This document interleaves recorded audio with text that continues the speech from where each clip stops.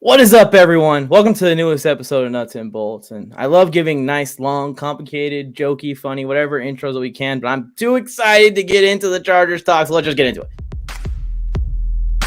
San Diego Chargers are fortunate to have Lance Allworth. On blue, ready? Don Coryell.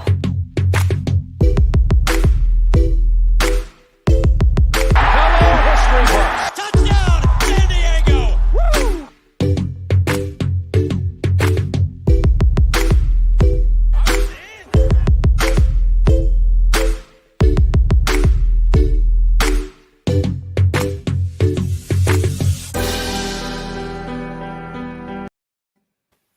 We're alive. We're well. Tony Tucker, hello. Newest episode of Nuts and Bolts, Friday night. What is going on, brother? I'm very excited to be here. We got a great show for everybody. We're going to be doing a new segment called Chargers Twitter for the win. We will also be doing over-unders on the season-long props, and a great way for you guys to also get involved, play along with us during the season, and get in some of your futures bets. But first, Mike, why don't you tell everybody here how they have a chance to possibly be sitting at the Hall of Fame game more with you? Oh, yeah, I'm pretty pumped about this. And Peyton Jones, you should probably go and enter in this. So what's happening is Hager hit me up, and they're offering to send me and my wife to the Hall of Fame to represent their brand and kind of just get the word out what their brand does. But with that, they're also giving two of the exact same trip I'm getting with the flight, transportation from the events to each other, and then from the airport, hotel, and tickets to the Hall of Fame game, Hall of Fame enshrinement, gold jacket dinner, and the Hall of Fame celebration concert featuring Journey. And they're giving it away to one of my TikTok followers. And to enter, all you got to do is go to my TikTok page, NFL Mike. Super simple right here in the corner, NFL Mike. Click the link that you'll see in my bio. It's a little Beacons link. And then you'll see the Hall of Fame giveaway right there. It's free to enter. All you got to do is put in your name and your email address and contact information just in case you do win and are the lucky person. They'll go ahead and contact you that way. But you guys should all go check that out because this giveaway is insane. I couldn't even believe that they offered it to me, and then they offered it to someone that follows the page. So I'm pretty pumped about it if you guys want to go and do it and come to the Hall of Fame game and enjoy that experience for free. Yes, and as Chargers fans, we'll all be collectively rooting for Mike to properly troll Josh McDaniels in his head coaching debut because that game is the Raiders and Jaguars in a tasteful fashion, of course. FTR. I do need ideas, guys. I do need ideas. So go ahead, hop in the comment section. What's a good way that might control the Raiders at their first preseason game? I love it. I love it. We're going to get into some one of my favorite trollings of the Raiders that I've seen. New segment to the show. Chargers Twitter for the win. I love that. I love that. Right there. They couldn't not have the Brandon Staley chiefing on it. So this was on Twitter recently, Mike, where PFF released their rankings based off of the rosters, it looks like. Now, granted, this is last year, but this post, when it came through, delighted me so greatly. I think I shared it with you guys in like 0.6 seconds. My chubby little thumbs don't move that fast anymore. But when I saw this, and we're also in a chat group with a Raiders fan, I was like, oh, yes. Just seeing how it stacks up. And again, just on paper, but like eventually some of the numbers and everything else, they tip in your favor with that. The next thing on Chargers Twitter that I saw that I absolutely loved, and I recommend everybody go and find this. Lindsey Rhodes does an interview with Kyle Van Noy while he's golfing. Okay, and I was just telling Mike before the show, I have zero ability to multitask. I'm really good at singularly focusing on something and succeeding at it, but when I have to do two things at once, he's golfing and doing an interview, being charismatic and entertaining. I am so pumped for Kyle Van Noy to be on this team, to be a leader, to be in the locker room, and he crushes this interview. He's talking trash. He's like putting Steve Young on the spot the whole time and just nailing drives 300 yards dead center to the fairway. The last thing I saw, which I also sent to Mike, was this great joke. And it says, On the first day of school, a teacher tells her students that she is a Raiders fan. She asks her students to raise their hands if they're Raiders fans. Raiders fans too. Everyone in the class raised their hand except one little girl. The little girl said, "I am a Chargers fan." The teacher asked, "Why, Lily? Why is Lily a Chargers fan?" Lily responded by saying, "My mom and dad are Chargers fans." "Well," said the teacher, "what if your mom and dad were idiots? Then what would you be?" And Lily said, "Then I'd be a Raiders fan." Mike, I rarely laugh out loud while I'm reading stuff or going through. I was busted. I was like, this is hilarious. I kind of saw the button coming to the joke, but I was like, please don't disappoint. It did. It made me laugh really hard. But that's what's going on with Chargers. They stay winning on social media, the fans and everybody else. Any thoughts on any of this? I enjoyed all of that, by the way. And that was the second time I've read through that joke, and I laughed just as hard this time as I did the first time. And I knew it was coming. You just sold it so well. And the Kyle Van Noy thing, Kyle Van Noy wouldn't do it any other way. The more and more I see this guy on shows, the more and more I see this guy on interviews. He's electric, man. He's got a future in television. I'll tell you that right now. I love it. And the Chargers, number 3, I'm seeing them high in a lot of rankings. We're getting a lot of respect from people that are making these lists and making these rankings. So, boys, if y'all watching this, better go out there and put in work, man. Yeah, how could they not? Somebody commented on one of our last videos and said that ASJ is going to be better than his father. If ASJ is better than senior Samuel, then this defense is all time. It's going to be all time. With that pass rush, with Derwin James, and you have JC and prime Asante Samuel, look out. If you guys have not watched the episode of Drew Tranquil Show with Asante Samuel Jr., go watch it. It's great. And no pressure, Tony. You're on TV right now. You're on David's TV. Instant replay. I feel very flattered. This is not my first time on TV, and I'm very excited to be back on a TV screen. It's been a long time. I'm a failed actor, if you didn't know. And this was Chargers Twitter for the win. For the win! You know what Asante Samuel said his driving motivator is? When people doubt him. Yeah. I love that. It was funny because I did watch the Drew Tranquil thing, and he was talking about how, I'm always the smallest guy. I'm always whatever. But after you continually bust people up, at what point do people stop going, it doesn't matter if he's small?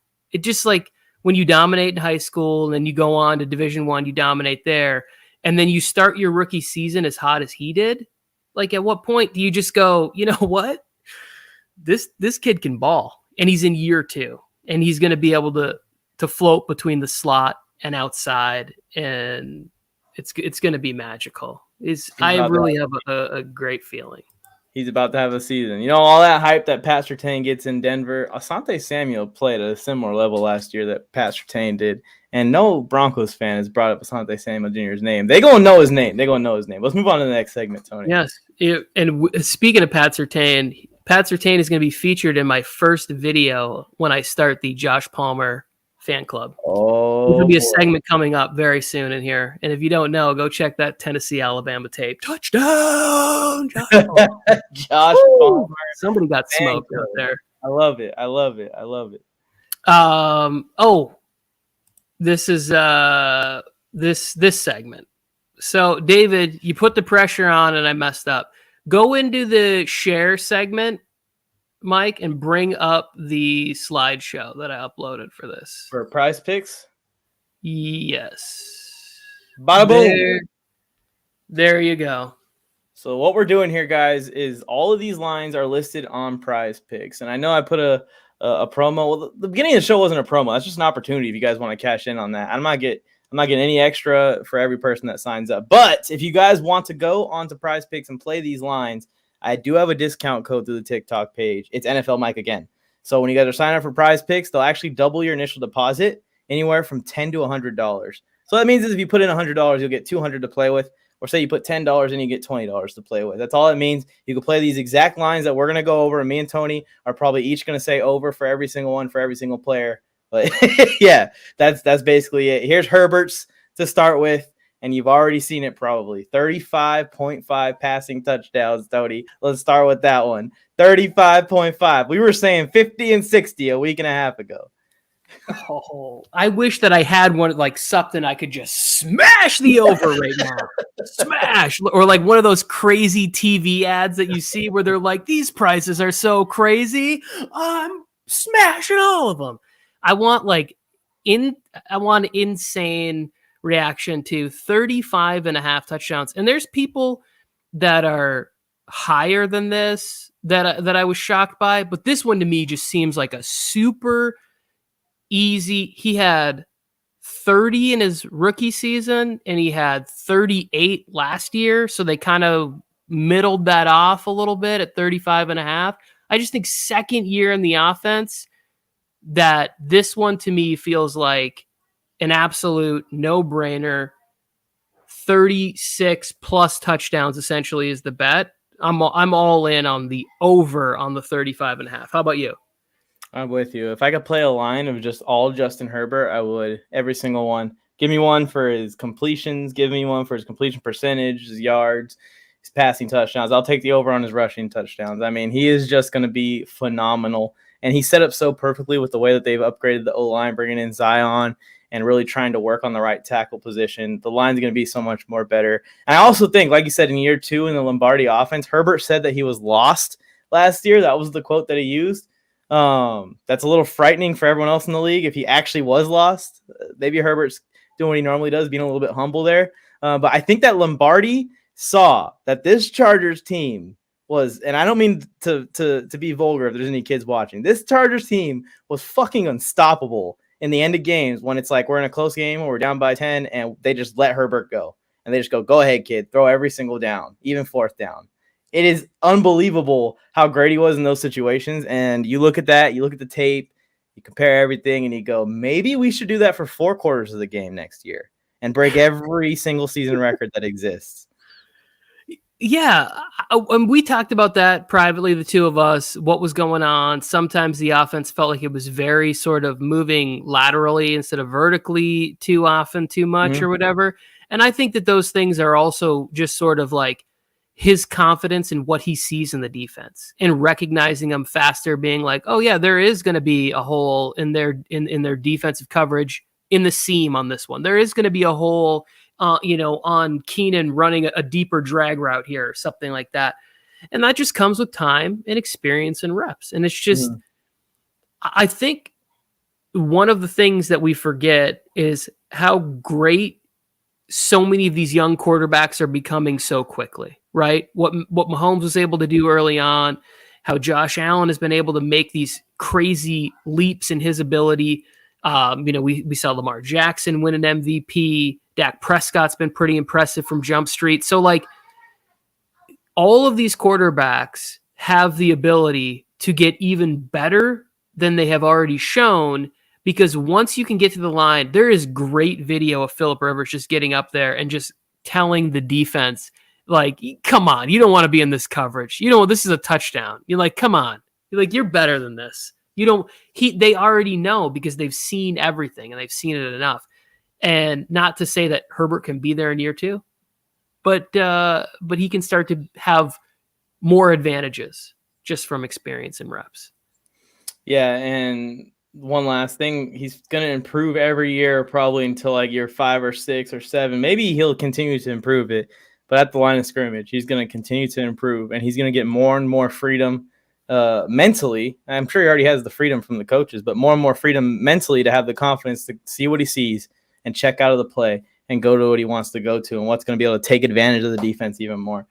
Like I've been saying, Herbert is the most perfect build that the NFL has ever seen when it comes to what he has between the ears and what he has on his body and his physical traits and natural talent.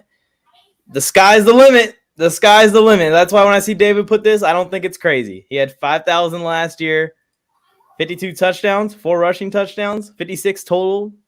We'll assume 200 more rushing yards. We're getting close to 5,500 yards. Historic years is coming. And the passing yards, Tony, over. So this is the one where it's like I am going over, but I'm not nearly as bullish or, crazy smash this over. But I would go lean over. The reason that I kind of have like the closer we get to the season, the more level-headed my predictions and everything starts to become, right? Mhm. And I spent a lot of time thinking about this one.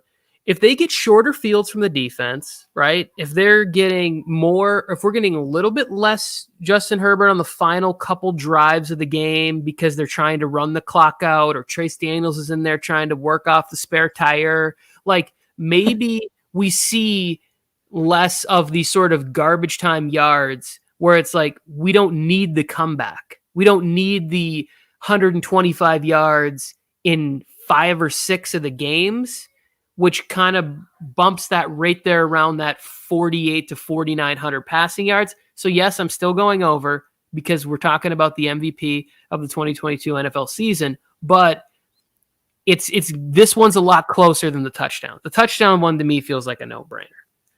It's only a little closer just because that 4,750 yards is an insanely great year for any quarterback in the NFL. He went for 300 more last year. Oh, it's beautiful. We got so lucky. Thank you, Miami. Next slide. Next one. Yes. Keenan Allen. This one's a little bit more interesting. I'm not sure what Keenan Allen's touchdown total was last year, but 5.5. It was 5.5 for the upcoming season. What are you thinking, Tony? This one I have to think about a little bit more.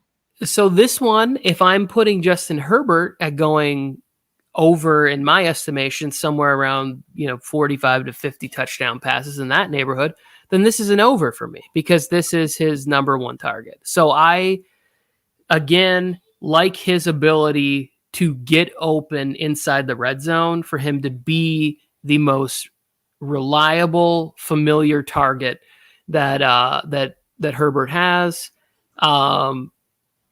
I think 6 touchdowns is pretty doable.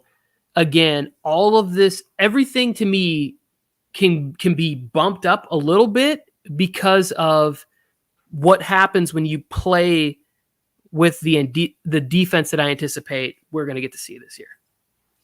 Yeah, I'm smashing the over too, Tony. And Keenan's not our monster red zone threat. Obviously, that's Mike Williams. So when it comes to the touchdowns, if I'm betting on who's going to have more, I'll probably lean Williams. But Keenan is just so good at working the linebackers in the red zone.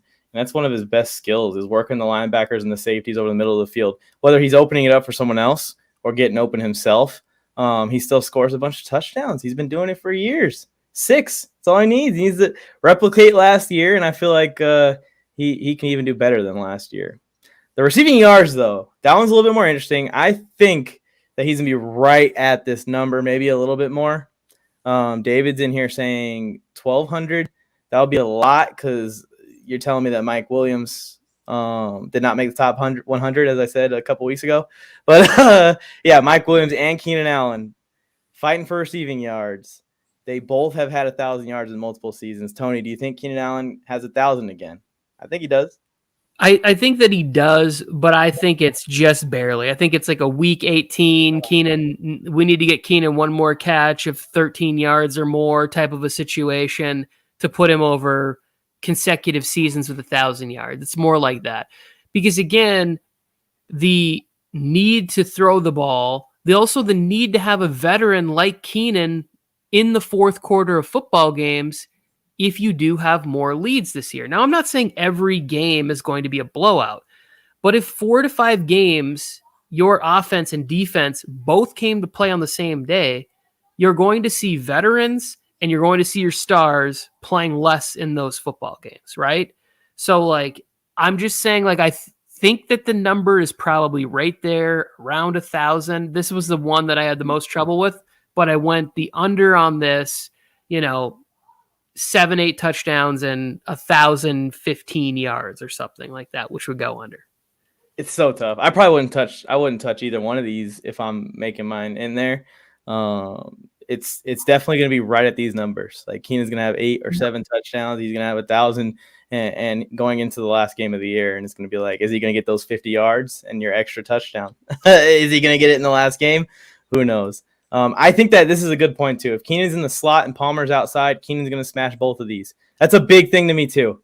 If we see in camp and in during practice during the preseason, Keenan's not going to play in the preseason, that Keenan's working a lot of slot, and we're going to be at a lot of camp practices, so we're going to get to see it up close in person. If he's working a lot of primary slot, I think that both of his numbers go up a little bit because that's going to help him get some more mismatches. Yeah, I'm rooting for both of these to be smashed, but ultimately I root for the team success. So however that is that they get to the playoffs and all of these stars are healthy and all of these guys get to show out and show how amazing they are on the biggest stage, that's ultimately all I want. But I you're right, Mike. I probably would stay away from these lines and go underneath. Yeah, and another thing to think about is we have a better, in my opinion, a slightly better schedule to go against this year than last year, even with the AFC West getting a lot better. I feel like Denver's defense is going to be the same as last year. So as far as the stats go, it's not going to change as far as our matchups go. But in these garbage time games, Josh Palmer is going to come in and be the wide receiver one. We're going to pull Keenan and Mike, hopefully, so we can keep those guys healthy. And that's going to hurt the stats also. A lot on the line here, a lot of different factors to pay attention to. Don't touch Keenan's lines is basically what we're saying because it could go either way. Let's move on to Mike Dub. This one is also interesting. Look at those receiving touchdowns. 7.5. He needs 8. Tony, he's going to get 10. He is. He's going this again, touchdowns. I'm going over. I think that last year, I believe he had 9 touchdowns. This is a number that I think he can beat easily. I think we're getting double-digit touchdowns this year. I've already put it out into the universe how gigantic of a year I think this is going to be for Mike Williams. So 8 touchdowns, no problem. No problem. Yeah, and I want to give a shout out to our graphic designer, Tony Tucker. These graphics are beautiful. Yeah, the only thing stopping Mike is health. That's really it. And the top 100 take, as the further I get away from it, the more I'm regretting it because I'm rooting for him so much, just like you. And I think that he can have 10 touchdowns. I really do. He could have 12. He could have 15. He could have as many as Herbert wants to throw to him. Well, in 5 years, he's gone over this number twice, I believe. I think he had a 10 touchdown and a 9 touchdown season. And those are both healthy years, right? And that's what he got paid on. I think also just the way this team seems to be going about where it's like, if you even feel the slightest twinge, if you are, like anything, everything goes ahead with precaution. The big picture is in focus there. And they really believe in like, hey, we'll get the next person in there. Even if deep in your heart, 55% Derwin James in that Kansas City game probably would have helped out and got them over the edge in that week 11 or 12 matchup or whatever it was that weekend. But you're thinking about it long term. We need Keenan or we need Derwin for the rest of the year, not just to get through that one game. And I think that helps a player like Mike stay on the field. I like it. Yeah, I agree that there was a switch. I mean, last year the team was extremely healthy compared to previous years, not just Mike. The whole team was falling apart in previous years, and that's a staff thing. They have to make decisions on these things and playing these guys through injury or not. They do. What do you think about the yards, though, Tony? Close to the yards again, I think. I think 1,200 is probably right around where he's going to be. It's going to be around this number. Yes. If I was going to bet on this one, again, this is another one that I'm not going to have on my futures board, but I will go over on this one because we saw the expansion last year on what they did. And I think that the addition of being able to play 2 bigger, fast, capable players like Gerald Everett and Mike Williams on the same side, right? Or having Josh Palmer and Mike Williams right there sort of lined up together. I think that's a really great combination for Mike to be able to get more one-on-ones. And if Mike's getting consistent one-on-ones with as accurate as Herbert can be with the football, it's money time. What's up, Pablo? What's up? We out here. We're doing this. But yeah, I agree with you. I think I would go over as well if I had to pick, but I'm not going to touch it. Mike could really, do what he did last year and have a string of games where he's already at 800 by like week 6 and just going nuts, going bananas. The whole fantasy football world is losing their damn minds over him. Again, it's the health thing. The health is only thing I think that can hold him back are these 2 numbers. Next one. Yep. Austin Eckler. This is interesting because I feel like Prize Picks, if you're watching this, that you guys should add Austin Eckler to the receiver numbers and the rushing numbers. But here are his rushing numbers. Rushing touchdowns, guys. 8.5 rushing touchdowns. I think that it's going to be close, but I think with the addition of Isaiah Spiller, the addition of the tight end, Mike Williams obviously is still the red zone threat that he is. Keenan Allen's still in the offense. And Austin Eckler is honestly a little better on a flat route than he is up the middle anyways. That he might go under this 8.5. Pure rushing touchdowns. But he had 20 last year and made it look easy. So what do you think, Tony?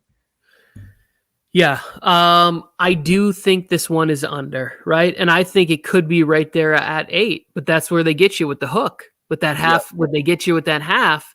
But I do think an 8's still a great year. But the addition of Isaiah Spiller or maybe the emergence of Larry Roundtree, who knows what's there? I mean, let's all dream big here.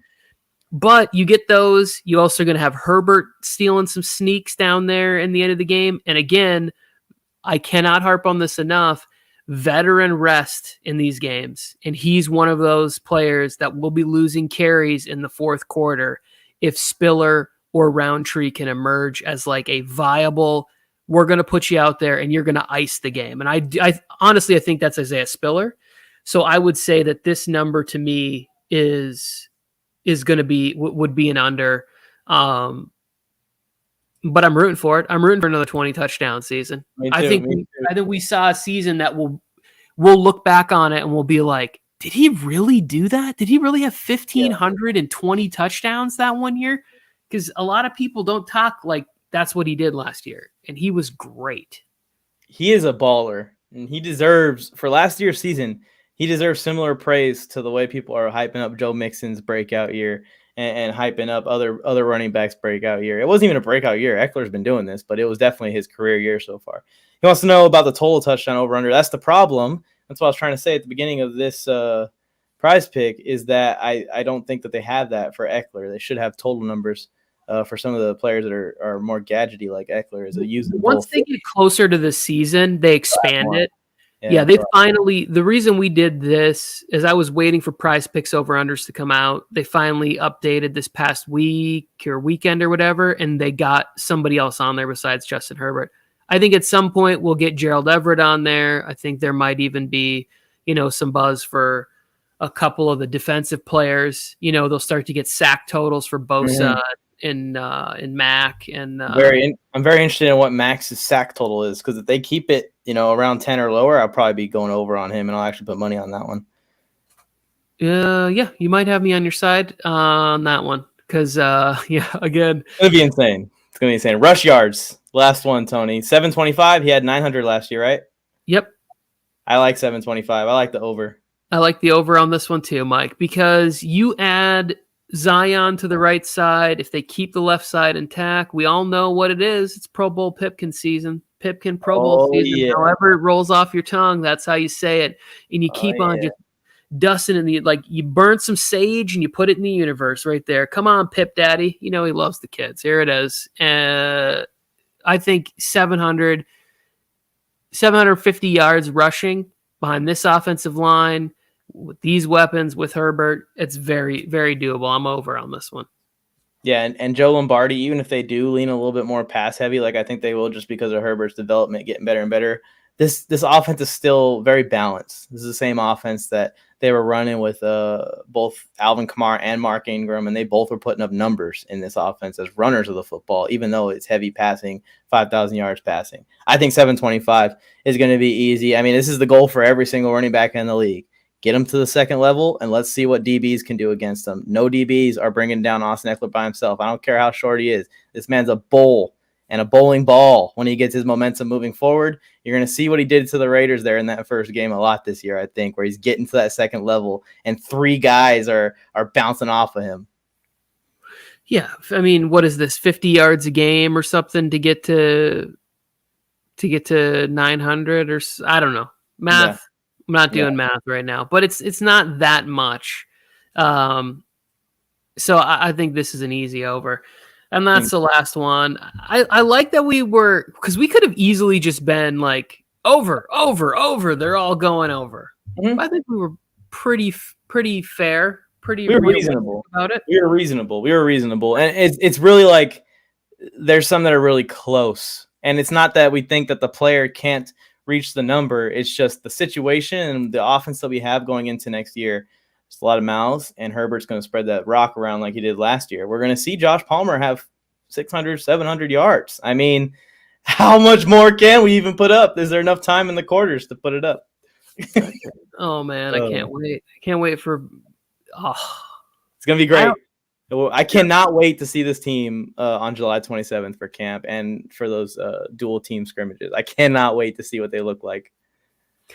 Yeah, I think those things too are going to be also really exciting and fun. Like last year, I didn't get to go to the camp stuff, but even at like FanFest, just seeing people there was like buzz and excitement because everybody was watching Herbert, toss it around SoFi 50, 60 yards or whatever. And we got to see, that's when I was like, this Josh Palmer kid is legit. He just kept putting on a show. He kept doing everything he could to stand out. I was like, this guy's going to be a player. So there were like 3 drives on that day, Tony, that were just the JP5 show, the whole drive down the field. And then he gets in on when he caught one and he sneaks in, and I know it was just practice, and he just snuck in there for a touchdown. I was like, all right, I'm gonna get on this train. I'm gonna champion this one, and it's working out so far. No, David, you do not. We're gonna be doing this Ayuk jersey giveaway on TikTok. If you guys want to head over there after this, it is. Okay, let's wrap it up so you can get over there and you can give these people what they need. We need to do a giveaway at some point that's just instant replay, right? He's the only person in the giveaway, so we can make sure that he wins at some point. I'm rooting for you, David. I like it. Bolt up, David. I hope you win this Brandon Ayuk jersey so that way that you can do whatever the hell you do with the 49ers jersey. I'm giving it away. That's why I don't even want it. Talk to you guys later. Thanks for tuning in this week. Quick little episode. We appreciate you guys. We'll see you next week. We got some fun stuff planned, but we won't say anything until it's locked in. I can't wait. Make sure you guys are subscribed. Make sure you like the video. We always forget to plug that. Liking the video here on YouTube is the way to go. That's what helps out these videos in the algorithm. So make sure that you guys have that thumbs up highlighted down below. Appreciate you guys for tuning in. Hop down in the comments. Let us know your thoughts on the episode this week. Tony Tucker, any last words? Happy 4th of July, everybody. Oh, yeah. Party safe, as always. Let's party. Let's do it. God bless America. Just be careful with those JPP accidents. Stay away from the fireworks in your hands. You want a firework on the floor, then you light it. All right, everyone? Floor, then you light it. All right. See you guys later. Have a great 4th of July. Oh, no. I just like to sneak in words underneath and see if I can get them in before the video. But now you're making it weird, so just start playing the video again, and then we'll try again. You can try again. I already did it. Okay. But now San Diego Chargers are fortunate to have Lance Allworth. On blue, ready?